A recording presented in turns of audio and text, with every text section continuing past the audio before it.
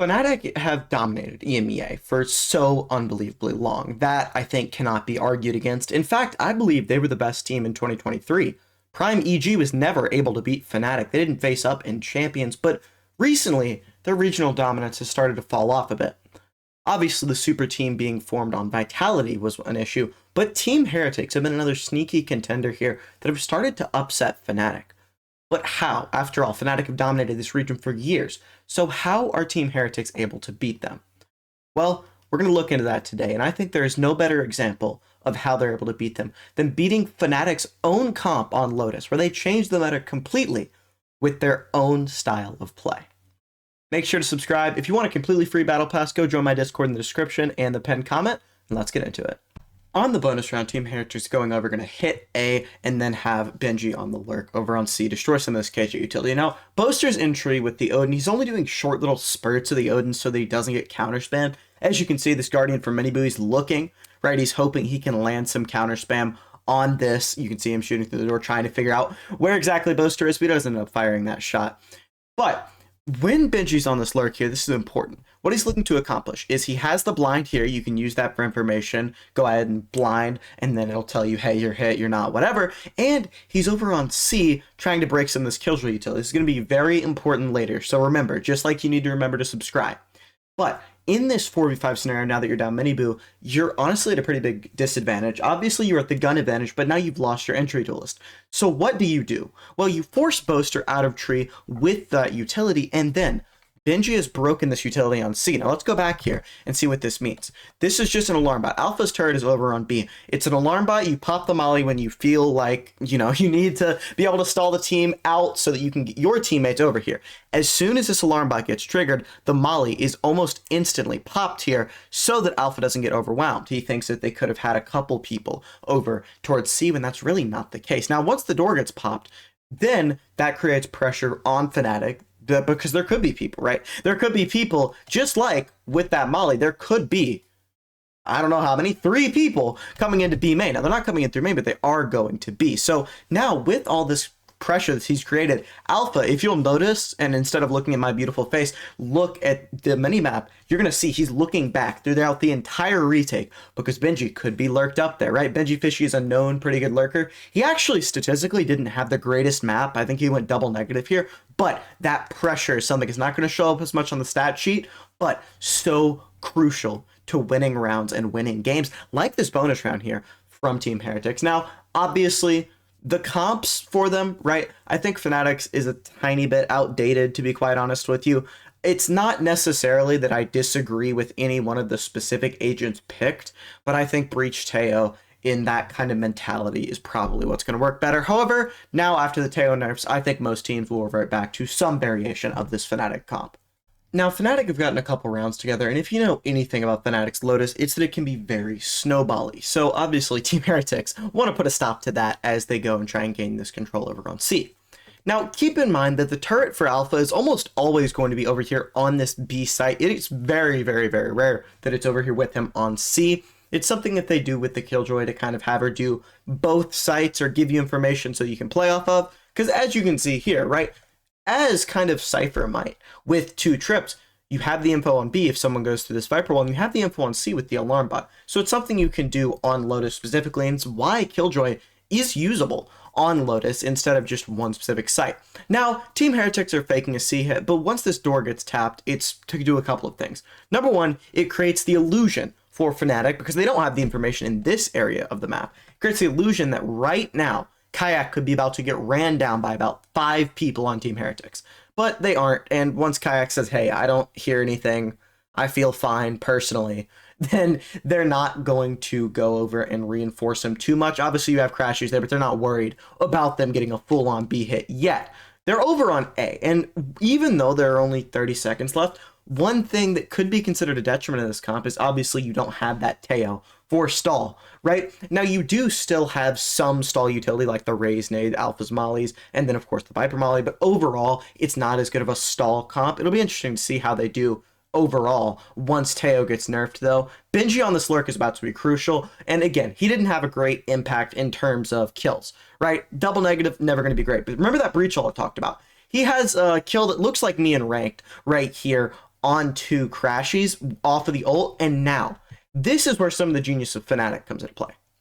You could be super worried the entire time about, oh, are they behind me? Oh no, what are we going to do? But they have Chronicle go behind the Lurker, get the kill onto the Lurker here, and gain numbers there for the side of Fnatic. But time is already so low. With the Killjoy ult, it doesn't even matter. In fact, Ryans ends up getting detained, as you can see here, gets the kill on the Kayak, and you pretty much won right here because of how far Chronicle is. So it's a genius move, yes, but it doesn't work out because of the time.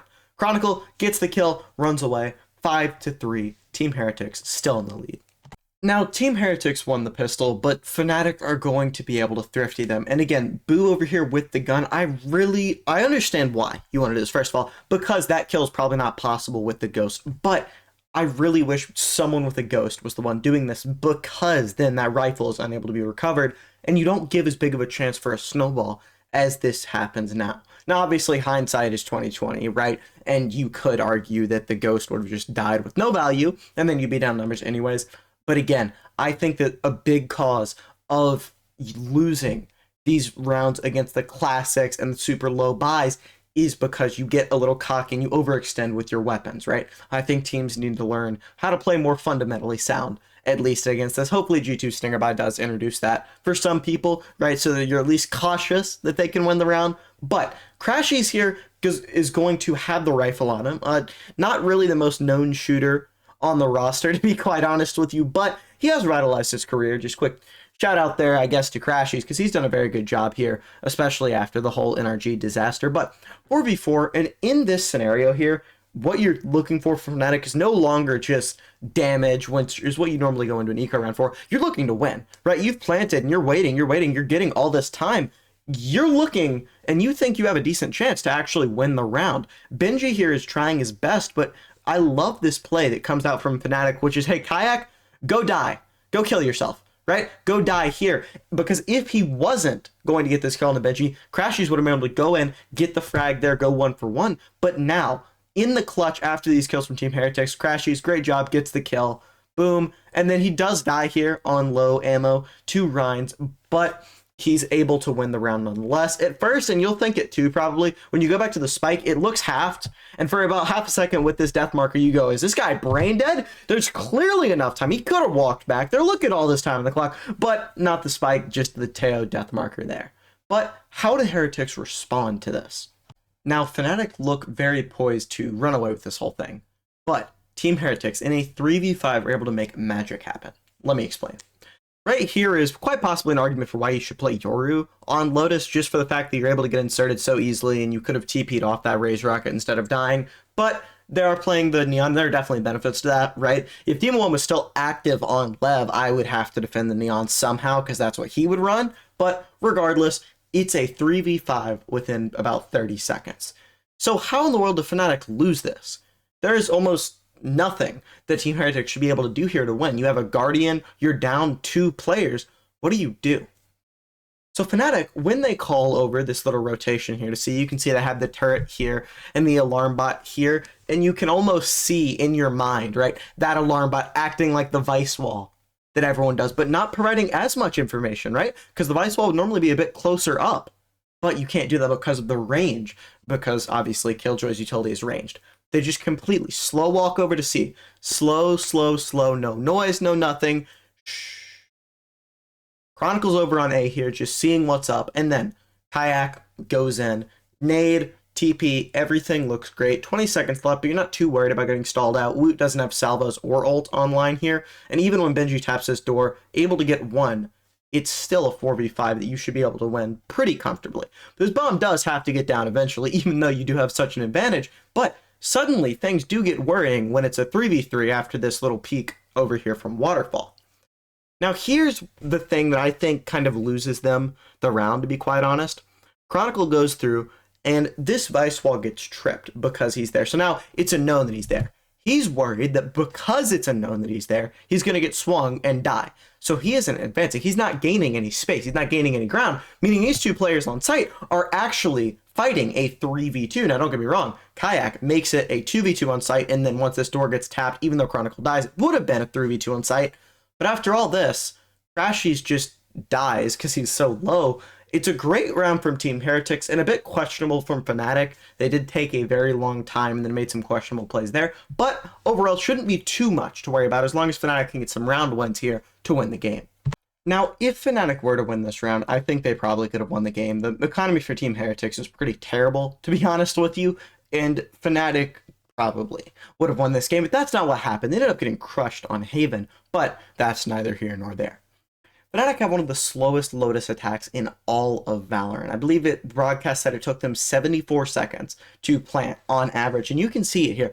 They're waiting for some aggression on the side of Team Heretics, and it does make sense in theory, right? They have the Neon comp. You could elect into some early round fighting, but that's not what they end up doing. You have the Breach stun ready here, just in case Boo needs it to get out of this position or to try and fight forward, but Fnatic don't end up coming here. As you can see, they pivot over here towards the B site, and there's no one really there on the side of Team Heretics, right? It's a pretty open site, just that Vice wall to be worried about. It's placed by most teams. Honestly, it's pretty standard. It's either there or on the site that the Vice is on 99.9% of the time.